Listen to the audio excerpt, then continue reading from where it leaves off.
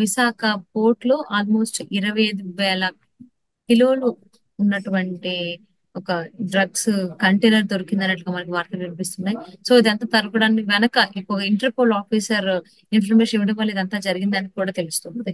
మరి ఈ అంశానికి సంబంధించి మనతో మాట్లాడడానికి, వారి విశ్లేషణని మనతో పంచుకోవడానికి ఈ రోజు మనతో పాటు ఉన్నారు senior TDP leader Uppalapati Srinivas Chowdary గారు ఉన్నారు. వారితో మాట్లాడారు. నమస్కారం అండి. నమస్తే అమ్మా. సో ఆల్మోస్ట్ పెద్ద మొత్తంలోనే డ్రగ్స్ కంటైనర్ లభ్యమైంది విశాఖ పోర్ట్ లో. 25,000 కిలోలు, అలాగే 3 లక్షల కోట్లకు పైన విలువైనటువంటిదిగా తెలుస్తుంది. సో అది ఇన్ఫర్మేషన్ రావడం, ఒక ఇంటర్పోల్ ఆఫీసర్ ఇచ్చినటువంటి ఇన్ఫర్మేషన్ ప్రకారమే ఈ డ్రగ్స్ రాకెట్ ముఠా అంతా బయటపడింది అని చెప్పి తెలుస్తుంది. మరి దీని గురించి మీరేమంటారు? మొదట విజయ్ గారు, మీకు గల్ఫ్ టీవీ ప్రేక్షకులకి, తెలుగుదేశం పార్టీ మొదట నమస్కారాలు. వైఎస్ఆర్సీపీ ప్రభుత్వంలో ఇంది లేదు అందుగలదు, ఎన్ని ఎతికినా అందే కలదు డ్రగ్స్.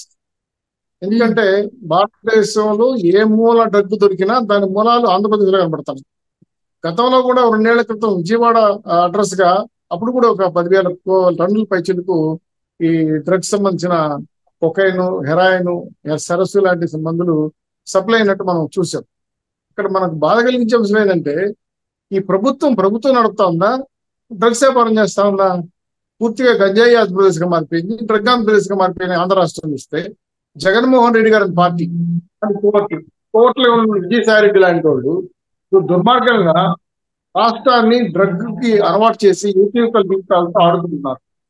ఒక రకంగా చెప్పాలంటే పసిపిల్లలు, ఇంటర్ పూర్తయిన వాళ్ళు, డిగ్రీ పూర్తయిన వాళ్ళు, అలాగే కొన్ని రకాల అలవాట్లకు కొన్ని ఫీల్డ్ లో, అంటే సినీ ఫీల్డ్ లో కూడా ఈ మధ్య డ్రగ్స్ బయటపడ్డాయి.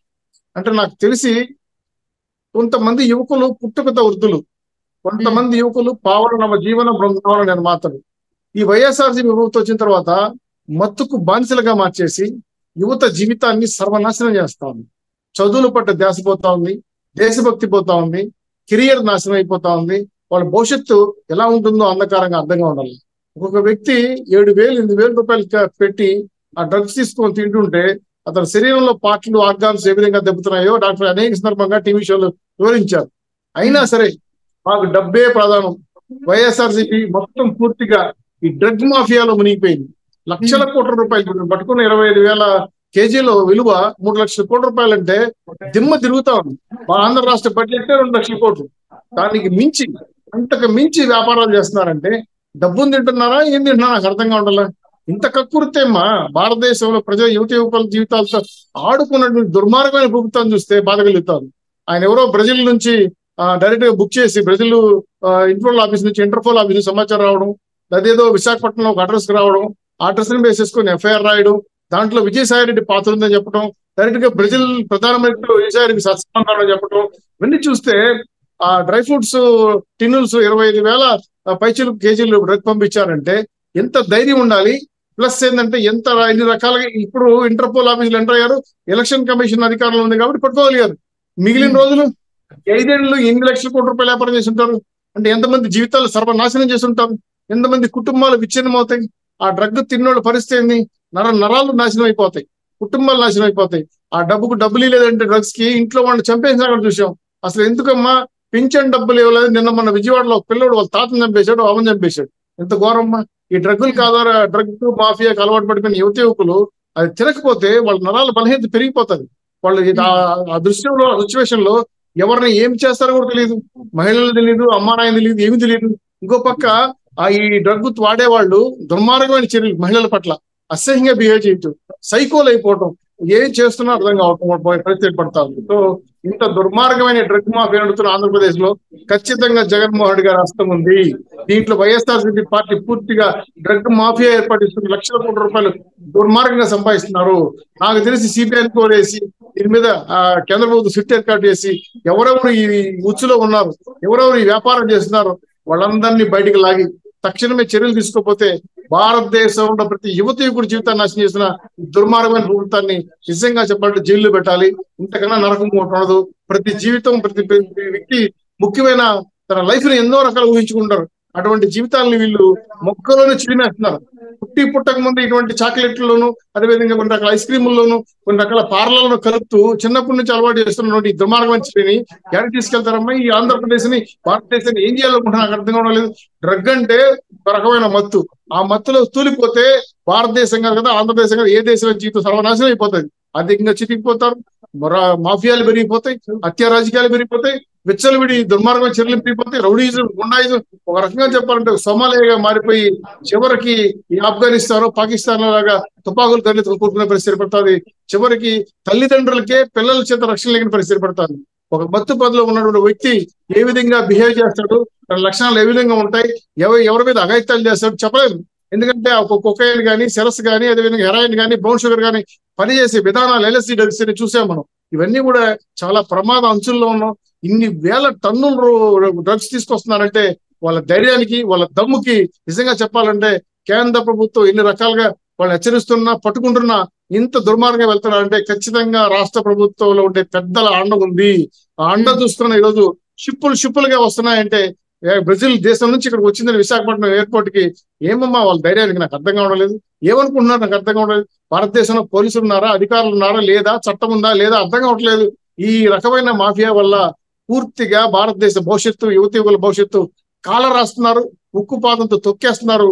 ఇది చాలా ప్రమాదము. భారతదేశ ఉనికే ప్రమాదం. ఎందుకంటే ఆంధ్ర రాష్ట్రం డ్రగ్ వస్తుందన్న, భారతదేశంలో డ్రగ్ వాడుతున్నారన్న ప్రపంచ దేశాలు మొత్తం మనకు రెడ్ మార్క్ వేసి కూడా వేస్తాయి. ఆ దేశానికి పంపిరు, వీసాలు ఇవ్వరు, ఇంపోర్ట్ ఎక్స్పోర్ట్ లో ఆంక్షలు పెడతారు, భయపడతారు. పదార్థాలు తిరుమల పదార్థాలు విదేశాలు ఎక్స్పోర్ట్ చేస్తే వీళ్ళు ఏమైనా డ్రగ్గులు పంపేస్తున్నారని ఇన్స్ట్రక్షన్ చేసి రెస్ట్రిక్ట్ చేస్తారు. తద్వారా భారతదేశ ఆర్థిక వ్యవస్థే కాదు, ఆంధ్ర రాష్ట్ర ఆర్థిక వ్యవస్థ కూడా విచ్ఛిన్నమయ్యే పరిస్థితి పడుతుంది. ఒక రకంగా పూర్తిగా భారతదేశ ఆర్థిక వ్యవస్థపై ఈ ప్రభావం పడిందంటే మనం ఇప్పటికే నెంబర్ 1 లో ఉన్నాం. మనం 5 కంట్రీస్ లో అభివృద్ధిలో 5వ స్థానం నుంచి దిగజార్చి నాకు అర్థం కావడం లేదు. ఈ భారతదేశ అభివృద్ధిని, ఆంధ్రప్రదేశ్ అభివృద్ధిని కాలరాయడం అనేది చాలా ప్రమాదం. జగన్మోహన్ రెడ్డి గారు, ఇది చాలా ప్రమాదం. మీరు, మీ ప్రభుత్వం ప్రజల జీవితాలు ఆడుకుంటే మీ అంతు చూడాల్సి వస్తుంది. తస్మత్ జాగ్రత్త, ఖబర్దార్. ఈ ప్రభుత్వానికి ప్రజలు హెచ్చరిస్తున్నారు. ఇంత దుర్మార్గంగా డ్రగ్స్ అమ్మేసి పిల్లల జీవితాన్ని నాశనం చేస్తున్నారు. మీకు పిల్లలు లేరా, మీకు చెల్లెలు లేరా, కూతురు లేరా, మీకు బిడ్డలు లేరా? ఇటువంటి దుర్మార్గమైన చర్యలు చేస్తే వాళ్ళ జీవితాలు ఏమవుతాయని ఆలోచించండి ఒకసారి. మీకు డబ్బే ప్రధానమా, కరెన్సీ నోట్లే మీకు ప్రాణం అని చెప్పి విధంగా పోతున్నారు. ఇది చాలా మంచి పద్ధతి కాదు. మీరు ఏదైనా రాజకీయాలు చేయాలంటే ఆంధ్ర రాష్ట్ర అభివృద్ధి చేయండి, దేశాన్ని అభివృద్ధి పదవులు నడిపించండి. కానీ పిల్లల జీవితాన్ని, యువకుల జీవితాన్ని నాశనం చేయడం మాత్రం ఇది ప్రభుత్వం కాదు, ప్రజలు కూడా క్షమించడానికి చర్య. రేపు ప్రజాక్షేత్రంలో వీళ్ళు ఖచ్చితంగా దోషులుగా నిలబడతారు. నాకు తెలిసి కేంద్ర ప్రభుత్వం సీరియస్ తీసుకొని దీనిపైన చిట్టేసి సిబిఐ ఎంక్వైరీ వేస్తే మాత్రం ఈ కలుగులో అవుతున్న పంది కుక్కలు బయటకు వస్తాయి. చాలా పెద్ద తలకాయలు దీని వెనకాల ఉన్నాయి. లక్షల కోట్ల రూపాయల వ్యాపారం జరుగుతా ఉంది. దాదాపు తిరుపతి నుంచి విశాఖపట్నం వరకు ప్రతి పార్కులోను, పబ్బుల్లోను, అదేవిధంగా తగ్గిల్లోను, అదేవిధంగా బారుల్లోను, అంగళ్లలోను, ఐస్ క్రీమ్లోను, చాక్లెట్లలోను కలిపి అమ్ముతున్నారంటే వీళ్ళు ఏ విధమైన దుర్మార్గమైన చర్యలు పాల్పడుతున్నారు, ఎంత దీని వెనకాల ఏ ముఠా ఉంది, ఈ డ్రగ్ మాఫియాలు ఎవరెవరు పాత్ర ఉందనే విషయం పైన చాలా అనుమానాలు దారితీస్తుందమ్మా. ఇంత పెద్ద ఎత్తున ఆర్థిక లావాదేవీలు జరుగుతున్నాయంటే ఒక రకంగా చెప్పంటే ఆర్థిక టెర్రరిజం వస్తుంది. ఈ టెర్రరిజం వల్ల రాష్ట్ర వ్యాప్తంగా, దేశవ్యాప్తంగా అసాంఘిక శక్తులు మారిపోతాయి. గన్ కల్చర్ వస్తుంది. తద్వారా రాష్ట్రానికి, దేశానికి పూర్తిగా రక్షణ లేని పరిస్థితి ఏర్పడతా ఉంది. ఒక రకంగా చెప్పాలంటే ప్యారలల్ గవర్నమెంట్ నడుపుతారు వీళ్ళు. మలేషియాలో, సింగపూర్ లో, కొలంబియాలో జరుగుతున్న రాజకీయాలు ఇక్కడ జరిగే అవకాశం ఉంది. ఎందుకంటే ఇది అంత ప్రమాదమైన ఈ డ్రగ్ కల్చర్ బలపడిందంటే, ఆర్థికంగా లావాదేవీలు పెరిగినాయంటే ప్యారలల్ గవర్నమెంట్ నడుపుతారు వీళ్ళు. అంత దుర్మార్గమైన చర్యలు పాల్పడతారు. మేము చూసాం డైరెక్ట్ గా హాంకాంగ్ లో, మకావాలో, సింగపూర్ లో, మలేషియాలో, కొలంబియాలో చేస్తున్న ప్రభుత్వాలు భయపడతాయి మాఫియా గ్యాంగులకి. ఈ క్యాషినోలు, తద్వారా వచ్చే నష్టాలు ఇవన్నీ చూసిన తర్వాత ఆంధ్రప్రదేశ్ భారతదేశానికి సంస్కృతి సాంప్రదాయాలు చాలా గొప్ప పేరు ఉంది. ప్రపంచ దేశాల్లో భారతదేశానికి, ఆంధ్రప్రదేశానికి, తెలుగు వారికి మంచి గుర్తింపు ఉంది. అటువంటి పేరుని నాశనం చేస్తున్న ప్రభుత్వాన్ని తక్షణమే రద్దు చేయాలి. దీని వెనకాల ఏ దొంగలు ఉన్నారో పట్టుకోవాలి, అరెస్ట్ చేయాలి, జీవిత ఖైదీలు వేయాలి. ఇంకా కూడా మాకు లాస్ట్ లో చివరి కూడా చూసి తెచ్చుకున్న ఈ డ్రగ్ మాఫియాలు ఎవరైతే ఉన్నారో కఠినమైన చర్యలు తీసుకొని, చట్టాల మార్పులు తీసుకొచ్చి ఉక్కుపాదంతో తొక్కేపోతే ప్రజల నుంచో, ఇంకో దేశం నుంచో, జపాన్ నుంచో, కొరియా నుంచి వచ్చే డ్రగ్స్ ఎవరు పంపిస్తున్నారు, ఎవరు అన్నుంది, ఎవరు డబ్బులు పంపిస్తున్నారు, మనీ లాండరింగ్ ఏ విధంగా జరుగుతుంది పైన సంపూర్ణమైన ఎంక్వైరీ చేసి తక్షణమే చర్యలు తీసుకుపోతే భారతదేశ పరిస్థితే అభివృద్ధి ప్రశ్నార్థకంగా మారే అవకాశం ఉంది. అంత ప్రమాదం సృష్టిస్తా ఉంది ఈ డ్రగ్ మాఫియా. ఎందుకంటే ప్రపంచంలో ఉన్న అన్ని దేశాలు గమనించండి, ఎక్కడైతే ఈ మాఫియాలు ఎక్కువ ఉన్నాయో ఆ దేశం అల్లకొల్లంగా ఉంది. పూర్తి స్థాయిలో భద్రత ఉండదు, లా అండ్ ఆర్డర్ ఉండదు, మానవ హక్కులు ఉండవు, గన్ కల్చర్ పెరిగిపోతుంది. తద్వారా హత్యలు, మహిళలకు రక్షణ లేకపోవడం అనేది భారతదేశ చరిత్రలో ఊహించరాని అనుభవం. అది రాకూడదని మీ ద్వారా కోరుకుంటున్నాను. వెంటనే కేంద్ర ప్రభుత్వం సీరియస్ గా తీసుకొని, నిఘా వ్యవస్థ సీరియస్ గా తీసుకొని, ఆ ఇంటర్పోల్ అధికారి చెప్పారంట, ఈ డ్రగ్స్ వదిలేస్తే 2,000 కోట్ల రూపాయలు ఇస్తారని చెప్పి. అంటే ఎంతమంది జీవితాలు నాశనం చేయడానికి మీరు ప్రయత్నాలు చేస్తున్నారనే విషయమైన చాలా క్లియర్ కనబడతా ఉంది. ఒక ఇంటర్పోల్ ఆఫీసర్ 2,000 కోట్ల రూపాయలు ఆఫర్ చేశారంటే ఎన్ని లక్షల కోట్ల రూపాయలు తినేస్తున్నారు, ఎంతమంది దోచేస్తున్నారు, ఎంతమంది జీవితాలను కాలు రాస్తున్న విషయాన్ని చాలా క్లియర్ కనబడతా ఉంది. తక్షణమే కేంద్రం స్పందించి ఇది చర్య తీసుకోకపోతే మాత్రం ప్రమాద వంతుల్లో ఉన్నాము, ప్రమాద గట్టికలు మోగుతున్నాయి, మన పిల్లల జీవితాలు నాశనం అయిపోతాయి, వీళ్ళెవరు మన జీవితాలు నాశనం చేయడానికి అని చెప్పి ప్రశ్నించే రోజు వస్తా ఉంది. ప్రభుత్వం చివరాంకంలో ఉన్న వైఎస్ఆర్ ప్రభుత్వానికి ఇన్ని వేల కోట్ల రూపాయలు, లక్షల కోట్ల రూపాయలు డ్రగ్ మాఫీ చేస్తా ఉందంటే ఖచ్చితంగా ఆంధ్ర రాష్ట్ర చరిత్రలో ఇది ఒక బ్లాక్ డే, దుర్మార్గమైన చర్య. ఇటువంటి విషయాన్ని ఎవరూ ఎట్టి పరిస్థితుల్లో క్షమించకూడదు, విభేషించకూడదు, ఆలస్యం చేయకూడదు. దీని మీద తక్షణ చర్య తీసుకోకపోతే మాత్రం ఆంధ్ర రాష్ట్ర ప్రజలే కదమ్మా, ప్రపంచ దేశాలు కూడా మన వైపు చూసి ఇంత దుర్మార్గం చెరికి పాల్పడుతుందా భారతదేశం అంటే ఒక్కసారిగా మనం తలదించుకొని ఎలా బాధలు పడాల్సి వస్తుంది, అవమానపడాల్సి వస్తుంది. భారతదేశానికి కూడా ఇది నల్ల మచ్చయ్యే ప్రమాదం ఉందని చెప్పి మీ ద్వారా హెచ్చరిస్తున్నాను. వెంటనే ప్రభుత్వం చర్య తీసుకోకపోతే మాత్రం ప్రజల నుంచి పెద్ద తిరుగుబాటు వస్తుంది. దాన్ని ఖచ్చితంగా ప్రతిపక్షాలు లాక్యత వహిస్తాయి. మీ సంగతి తేలస్తాం, కబడ్దారని మీ ద్వారా హెచ్చరిస్తున్నాను. సో విశాఖ పోర్ట్ లోని ఆల్మోస్ట్ భారీగానే డ్రగ్స్ బయటపడడం జరిగింది. 25,000 కిలోలు, అది 1000 బ్యాగ్స్ అన్నట్టుగా మనకు తెలుస్తుంది. సో ఇంటర్పోల్ ఇచ్చిన సమాచారం మేరకు సిబిఐ కేసు కూడా నమోదు చేయడం జరిగింది. సో విచారణ జరుగుతుంది. సో దీని వెనకాల ఎవరెవరు ఉన్నారు ఏంటి అని కూడా బయటపడేటువంటి అవకాశం ఉందండి. కొద్ది రోజుల్లో చూద్దాం ఏం జరుగుతుంది, ఎవరెవరి పేర్లు బయటకు వచ్చేటువంటి అవకాశం ఉందో.